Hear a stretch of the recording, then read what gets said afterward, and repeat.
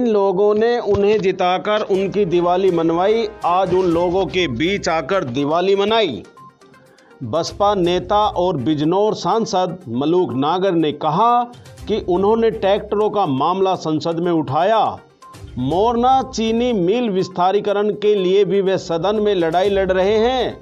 क्षेत्र के विकास के प्रति गंभीर हैं। चुने जाने के बाद से आज तक 213 गांव और 800 मोहल्लों का दौरा कर चुका हूं। उन्होंने कहा कि सांसद निधि में भेदभाव हो रहा है। विधायक और सांसद दोनों को बराबर निधि दी जा रही है। उन्होंने कहा कि जिन लोगों ने उन्हें जिताकर उनकी दिवाली मनवाई, आज वे उन लोगों के बीच आकर दिवाली मना रहे हैं। सोमवार को शहर के रुड़की रोड स्थित राजभोग वेंकट हॉल में बसपा नेता जियाउर रहमान तत्वाधान में दिवाली मिलन समारोह किया गया, जिसमें सांसद मलूक नागर ने कहा कि पार्टी फिर से बड़ी सियासी ताकत बनकर उभर रही है।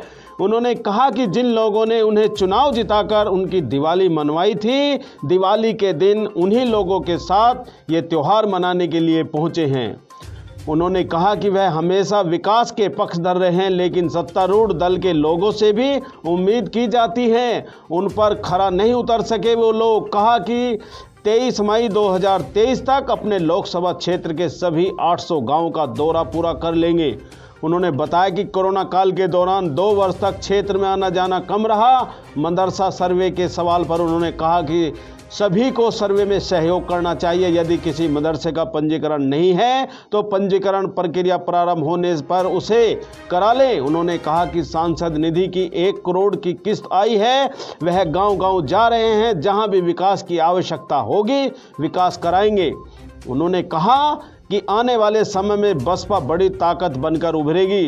दिलों को जोड़ने के लिए दिवाली मिलन जियाउर रहमान बसपा नेता और दिवाली मिलन कार्यक्रम के संयोजक जियाउर रहमान ने कहा कि दिलों को जोड़ने के लिए इस तरह के प्रोग्राम आवश्यक है।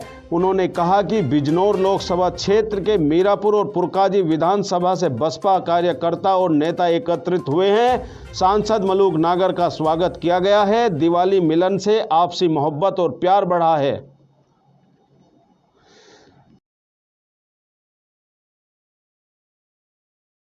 जी भाई, आज किस तरह का कार्यक्रम आयोजित किया गया? देखिए, आज दीपावली का पावन पर्व पूरे देश में हर्षोल्लास के साथ मनाया जा रहा है। उसी परिप्रेक्ष्य में हमारे बिजनौर के सांसद जी और हमने उन्हें यहाँ पर काफ़ी दिनों से हम उनसे गुजारिश कर रहे थे कि आप हमारे इस क्षेत्र में आएँ, तो उन्होंने हमें कहा कि जिन लोगों ने मेरी दिवाली इन 5 साल के लिए बनवा दी थी, मैं आज उन्हीं लोगों के बीच अपनी दिवाली मनाऊंगा।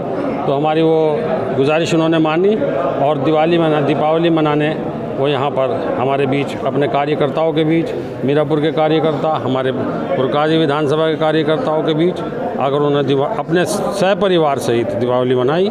मैं उनका खैर मकदम करता हूँ, स्वागत करता हूँ और मुबारकबाद देता हूँ इस बात की कि उन्होंने हमारे बीच आकर दीपावली बनाई और हमारे उस आग्रह को कबूला। धन्यवाद। आज मुजफ्फरनगर पहुंचे, दीपावली का दिन है, लोगों से मुलाकात की, क्या कहेंगे इसमें?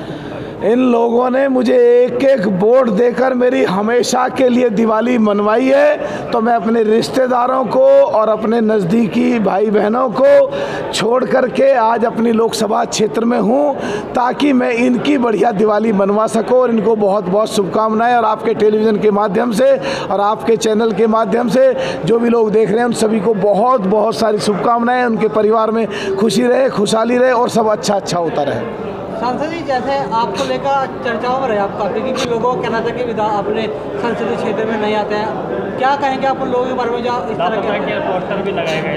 आपके मैं ये तो नहीं कहूँगा पत्रकारों को कि आपको जानकारी नहीं है, आप होमवर्क करके नहीं आते, पर मेरी फेसबुक पे पूरा रिकॉर्ड है। 210 गाँवों का जनसभाएँ मैंने करी थी 23 मई को, और अभी करीब 500 के करीब मैं गांवों और मोहल्लों में जा चुका हूं, और करीब 800 के करीब केवल गांव हैं। और मैंने अभी डिक्लेयर करा है कि 23 मई 2023 को एक भी गांव और मोहल्ला नहीं छोड़ूंगा।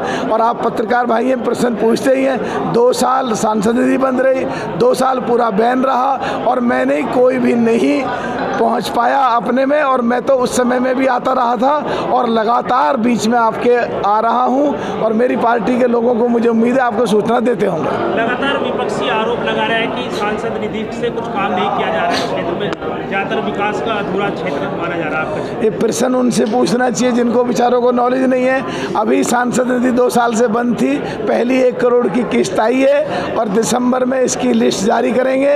और जिन जिन गाँव में मैं जा रहा हूँ उन्हीं गाँव में काम कराऊंगा जिससे मैं हर गाँव में जा सकूँ। आपने एक घोषणा भी की कि जिन गाँव में आप नहीं जाएंगे उनमें काम नहीं कराएंगे, क्या कारण है?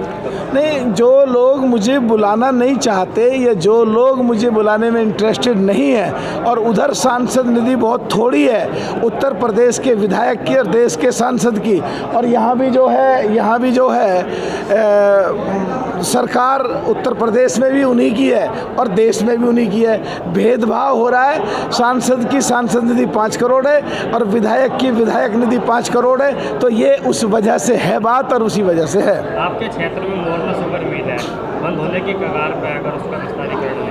इसका मैंने पार्लियामेंट में मुद्दा पहले भी उठाया है। मुझे लगता है पत्रकार भाइयों आप पूरा होमवर्क करते नहीं हो। और पिछले बार 2 अक्टूबर को मीरापुर में मैंने कहा था, वहाँ चंदन चौहान भी थे, कि विधानसभा में वो उठाएगा और देश में दोबारा फिर मैं उठाऊंगा। और संजीव बालियान साहब भी इसको चलवाना चाहते हैं।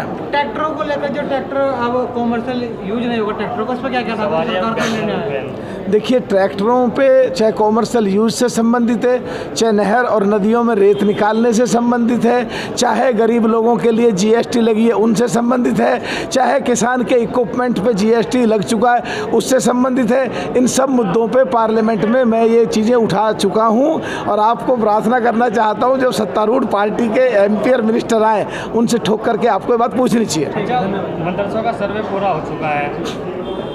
भारत का सबसे बड़ा मदरसा है, वो भी गैर मान्यता प्राप्त पाया गया है दारुल। क्या कहें? देखिए, ये ना तो मुझे ये पता कहाँ का सर्वे हुआ, ना मुझे पता कहाँ का सर्वे नहीं हुआ, लेकिन जो सर्वे करा रहे हैं तो उनको सबको सहयोग देना चाहिए। और जो अनियमितताएं पाई गई हैं और जिन्होंने पंजीकरण नहीं कराया, और मैं उनको भी कहना चाहूँगा वो भी अपने मदरसों के पंजीकरण कराना चाहिए। मदरसों के रजिस्ट्रेशन 2016 से बंद थे। ये तो देखिए बिल्कुल सरकार के लोगों को पूछना चाहिए।